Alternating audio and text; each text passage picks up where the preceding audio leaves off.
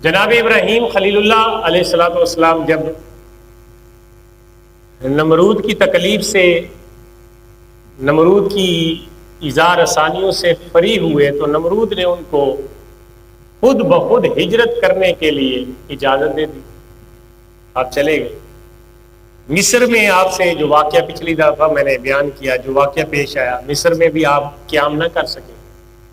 مصر سے ہجرت کرنے کے بعد آپ فلسطین چلے گئے، ارض مقدس چلے گئے، بیت المقدس چلے گئے، اور پھر بیت المقدس سے آپ نے شام کا سفر کیا، اور پھر آپ نے بہت زیادہ عرصہ شام ہی میں اپنی زندگی کا گزارا، وہاں پہ تبلیغ فرمائی۔ بیت المقدس کے دوران ایک واقعہ قرآن نے بیان کیا، قرآن میں یہ بیان کیا گیا کہ جب آپ وہاں پہ تھے تو ایک دفعہ آپ باہر نکلے، اور انبیاء کرام علیہ السلام کا جو پیشہ تھا نا، وہ بکریاں چرایا کرتے تھے، اور بھی پیشے تھے نبیوں کے، لیکن بکریاں چرانا تقریباً انبیاء کی سنت ہے، تقریباً انبیاء کرام کی سنت ہے بکریاں چرانا۔ تو آپ بھی بکریاں چروایا کرتے تھے، آپ بھی ریوڑ چرایا کرتے تھے، اور پھر جب مال زیادہ بڑھ گیا نا تو امتحان بھی زیادہ۔ ظاہر ہے جس کو جتنا زیادہ قرب نصیب ہوتا ہے نا، اتنا زیادہ اس کا امتحان ہوتا ہے۔ عام مومنوں میں بھی یہی ہے، اگر کسی بندہ کو کوئی اللہ کا قریبی بندہ ہے، بزرگ ہے، ولی ہے، اللہ کا قرب اسے حاصل ہے، تو اس پہ آزمائشیں زیادہ ہوتی ہیں۔ دنیا کی نظر سے اگر ہم دیکھتے ہیں تو ہم کہتے ہیں یار فلاں نمازی بھی ہے، تہجد بھی پڑھتا ہے، وہ بندہ تو پرہیزگار ہے، زکوٰۃ بھی دیتا ہے، لیکن فلاں بھی مسئلہ سے ہے، فلاں بھی مسئلہ ہے۔ یہ چیزیں جو ہیں آزمائش کے طور پہ انسان اگر ان کو سمجھے نا، آزمائش کے طور پہ، تو انسان پھر کامیاب ہو جائے۔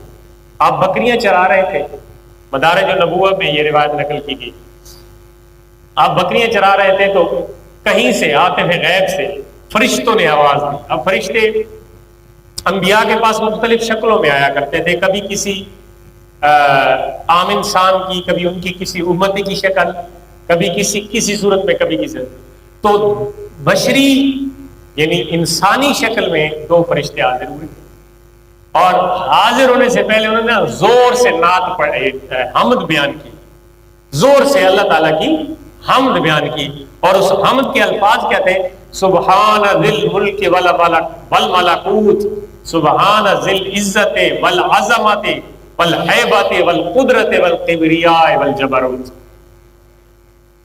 یہ الفاظ بھی ملتے ہیں اور یہ بھی ملتے ہیں، سبوح قدوس، صرف یہ دو لفظ بھی ملتے ہیں کہ انہوں نے یہ نا بلند آواز سے اللہ کی حمد بیان کی فرشتوں نے۔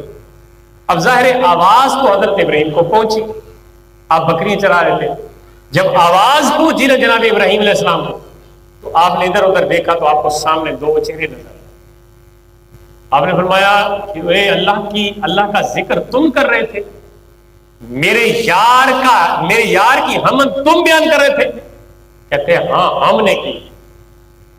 اب سنیے، جو قریبی ہوتے ہیں نا، ان کے انداز اپنے یاروں کو منانے کے الگ۔ انہوں نے کہا یار بڑا چنگا لگا ہے ذکر، دوبارہ تے سنا ادھر ذکر جڑا پہلے کیتا ہے، جڑا پہلے تسی حمد پڑھی ہے، بڑی سونی لگی، دل نو بڑی چس آئی، دل نو سکون ہویا، ذرا دوبارہ تے سنا۔ انہوں نے کہا جی پہلے تو وہ ہم نے ویسے ہی بیان کر دی ہے، اب کی بار ہم اس کی اجرت لیں۔ حمد سننا چاہتا ہے نا، ذکر الہی سننا چاہتا ہے، تجھے مزہ آیا، ہم نے تو اس کی فیس وصول کرنی۔ کہتے ہیں جی بولو فیس کیا ہے؟ کہتے جی یہ جتنا میرا ریوڑ ہے نا، یہ ریوڑ کا آدھا ریوڑ تم لے لو، دوبارہ مجھے اللہ کا ذکر سنا ہے، سبحان اللہ، آدھا ریوڑ لے لو۔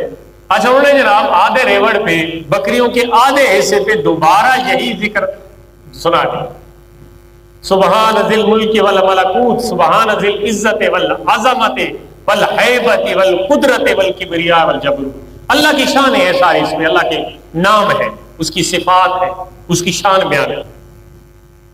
تو دوبارہ سنایا تو جناب ابراہیم علیہ السلام، یار جب یار کا ذکر سنتا ہے نا دل مچلتا ہے، پھر وہ جو چنگاری ہوتی ہے نا عشق والی، وہ اور سلگتی ہے. جب یار کا ذکر سنا تو انہوں نے کہا یار دوبارہ ذکر سناؤ، بڑی چرس آئی، دوبارہ ذکر سناؤ. کہتے ہیں جب فیس بڑھاتے جاؤ گے ذکر سنتے جاؤ، جتنی فیس دیتے جاؤ گے اتنا ذکر سنتے جاؤ گے. تو آپ نے فرمایا اچھا آدھا ریوڑ میں نے پہلے دے دیا، آدھا ریوڑ جو باقی تھا نا، اب 100 بکریاں تو 50 پہلے دے دی تھی، 50 دوسری دفعہ ذکر کی تمہاری ہے، دوبارہ ذکر سنا دو. اب جب دوبارہ عرض کی نا، بکریوں کا ریوڑ دیا، دوبارہ انہوں نے ذکر سنا دیا. دوبارہ ذکر سنایا تو جناب جو اللہ کا ذکر بندہ کرتا جاتا ہے نا تو دل کی کیفیات بدلتی جاتی ہے. اب جب ذکر دوبارہ سنا لیا تو انہوں نے کہا جی پھر اس کے بعد پھر ذکر سنانا کہ جی پہلے تو فیس دے رہے تھے بکریوں کی صورت میں، اب کچھ اور دو گے تو ہم ذکر سنائیں گے. کہتے ہیں جی یہ ہے آزمائش. کہتے ہیں جی بکریاں میں نے دے دی، اب ان کو چرانے والا بھی تو چاہیے تمہیں، میں ایز اے چرواہا تمہاری بکریوں کو چراؤں گا، دوبارہ ذکر سناؤ، میں اپنے آپ کو آپ کے حوالے کرتا ہوں. اب اس میں یہ سوچنے کی بات ہے کہ مال سارا ذکر الہی پہ قربان کیا،